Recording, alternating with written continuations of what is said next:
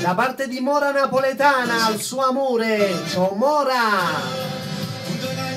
E da parte dell'anonima per l'ometto viola mi diceva. Con questo ometto viola è diventato internazionale,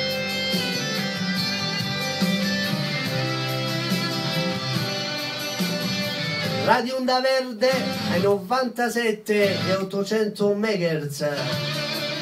Michele Napulitan microfonicamente.